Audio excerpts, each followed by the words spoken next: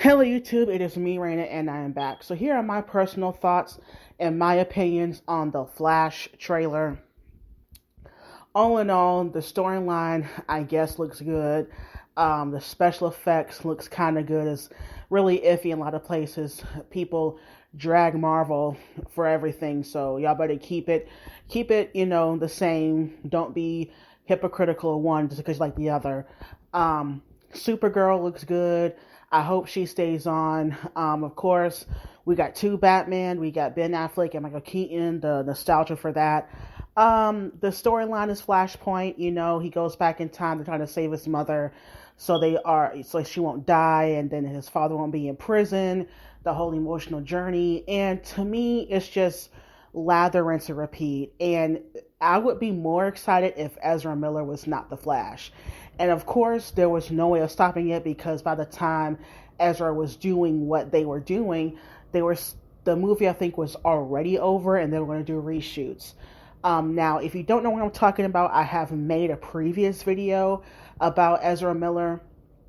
It was done sometime a few months ago. Click on it and find out what has happened and what they have done. There's a lot of alleged, a lot of stuff in there.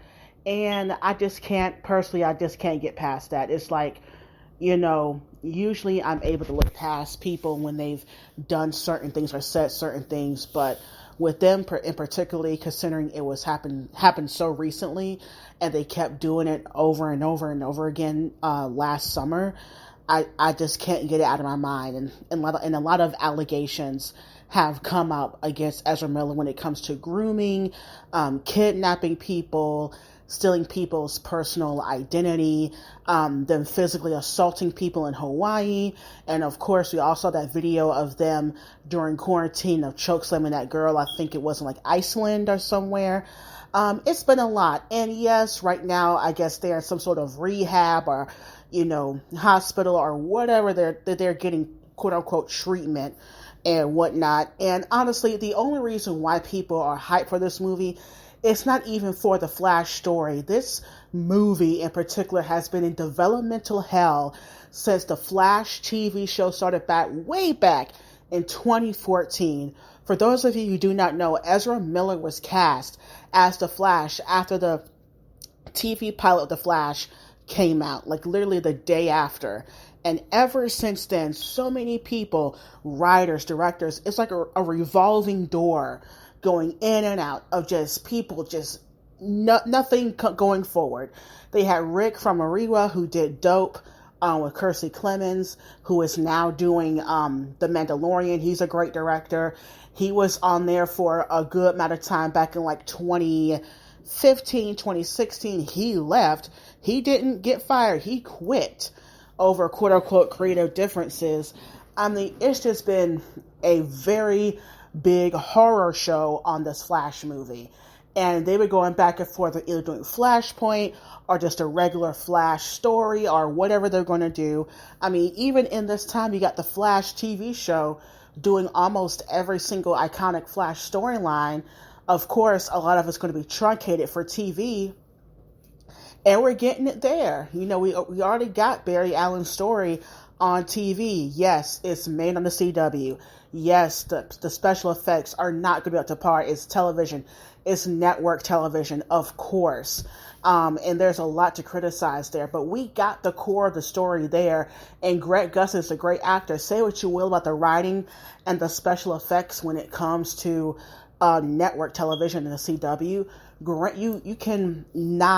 You cannot deny the talent of Greg Gustin when it came to the raw emotion he put into the character, especially when it was those first couple of seasons when that death of the mother of Barry Allen was still fresh within the character, when he was still going through that. The first 3 seasons really heavily dealt with that, and that's what this movie is doing in 2.5 hours. The big caveat with the movie is it has Michael Keaton, it has all these cameos, all the worlds colliding, it's all coming together, and it's a big spectacle, which, yes, these movies are, but that's the only reason why people are hyped. They're not hyped about Barry Allen and his individual story. They're hyped about the cameos. So you can say, oh, well, Raina, what about No Way Home? That was Tom Holland's 3rd movie. He got to carry his first Spider-Man movie by himself. Yes, you had Iron Man there, but the kid is a kid. He's a teenager.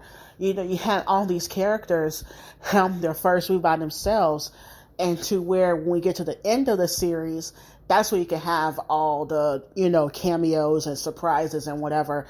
Look at Doctor Strange. Whatever you think about that movie, all the cameos are still there. We already know the character of Stephen Strange and so on and so forth. So when it comes to this movie, people are not excited for the emotional and whatever. If you don't know the story, then maybe you will. But you can just watch like at least the first 3 seasons of The Flash, or maybe a heavily edited down version of it. And when it comes to the death of his mother and Flashpoint, and the emotional through line is basically the same. I mean, yes, it's bigger. The story is bigger. It gets all the other stuff right, because the TV show version of the Flashpoint was very small, very kind of honestly inconsequential. It depends on who you ask. But I mean, when it comes to the emotional beats of why Barry did it and the fallout of that and certain things, it's the same thing. Minus Michael Keaton and, these big cameos of Ben Affleck and Michael Shannon and, Supergirl. Well, actually, we did have Flash and Supergirl meet up in the TV universe, so we already had that. Granted, these are different versions, but still. And even we also had the different universes where Barry met another version of himself many times in the Flash TV show and the many of crossovers. So maybe it's because it's so recent that the Flash TV show not only was a TV show, but it was huge in those first couple of years. And that's when the storyline happened. And there's so much against this movie already that Ezra Miller had to go mess it up and just, physically assault people. There's alleging of grooming and, like I said, kidnapping people, robbing for people, and they were arrested on many occasions. And the fact that people are willing to just let that away just because, oh, Michael Keaton is back, it's just really a little bit disappointing. I get the excitement. It looks like it'd be a fun time at the theater. But, I mean, the week before The Flash comes out is going to be Spider-Verse. That's going to trump really anything this year for me, to be quite honest. So it's really going to trump The Flash. So, honestly, The Flash movie can just go do what it needs to do, reset the universe. Hopefully this will be the last time, because if this movie does make $1 billion, it will not because of Ezra Miller. It'll because of Michael Keaton and all the cameos and the big, implications when it comes to the DC universe being rebooted, rewritten, rearranged, whatever is going to happen here. So that's my personal thoughts. What are yours? Leave your comments down below, and bye, YouTube.